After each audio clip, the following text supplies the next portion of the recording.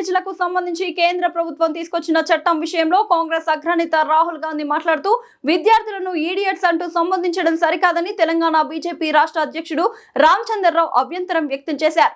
ఈ మేరకు తార్నకలోని ఆయన నివాసంలో విలేకరుల సమావేశం నిర్వహించి మాట్లాడారు. విద్యార్థులు ఈ దేశ భవిష్యత్ అని, అలాంటి వారిని ఈడియట్స్ అంటూ అనడం ఏంటని దేశ భవిష్యత్తును అవమానపరిచారని మండిపడ్డారు.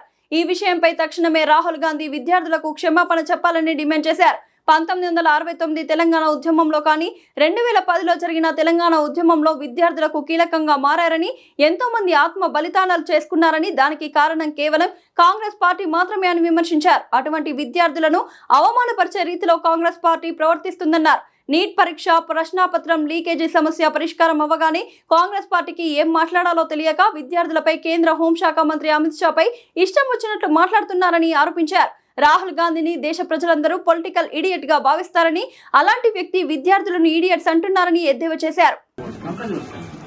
టాపిక్స్ లేవు, వేరే ఇష్యూస్ లేవు.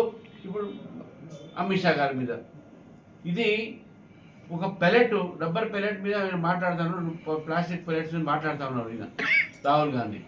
నువ్వు రేవంత్ రెడ్డి నీ అడుగు, నువ్వు ఈరోజు మీ కాంగ్రెస్ ప్రభుత్వం ఉన్నప్పుడు 2014 ముందు తెలంగాణలో ఎంతమంది విద్యార్థుల్ని మీ ప్రభుత్వం చంపింది? కాంగ్రెస్ పార్టీ చంపింది.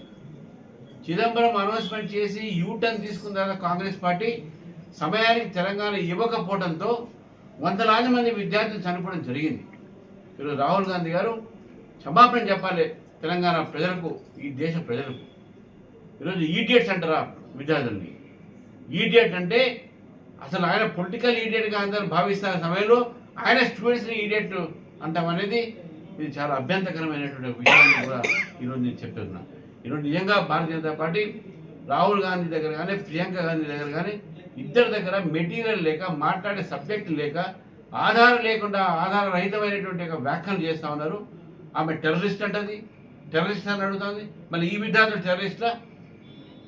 తెలంగాణ ఉద్యమంలో పాల్గొన్న టెర్రరిస్ట్లా?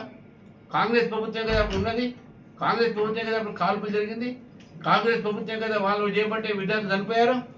మరి విద్యార్థుల గురించి, యువత గురించి మీరు మాట్లాడే మీకు ఎక్కడుంది అధికారం? మీకు అది అధికారం లేదు. అసలు ఆర్ఎస్ఎస్ విషయాల మీద మాట్లాడకుండా విషయాన్ని తప్పుదారి పట్టించేటటువంటి ప్రయత్నం కాంగ్రెస్ పార్టీ చేస్తుంది. ఎందుకంటే వాళ్ళ దగ్గర విషయం లేదు కాబట్టి. ఈరోజు కాంగ్రెస్ పార్టీ తెలంగాణ ప్రజలకు వాళ్ళు క్షమాపణ కోరాలి, క్షమాపణ చెప్పాలి. 1400 మంది విద్యార్థులను ఒక చావుకు కారణమైన కాంగ్రెస్ పార్టీ తెలంగాణ ఆలస్యంగా ఇచ్చినటువంటి ఒక సందర్భంగానే కదా చనిపోయింది. దానికి ఆ క్షమాపణ చెప్పాలి. విద్యార్థిని ఈడియట్గా చెప్పిన క్షమాపణ చెప్పాలి.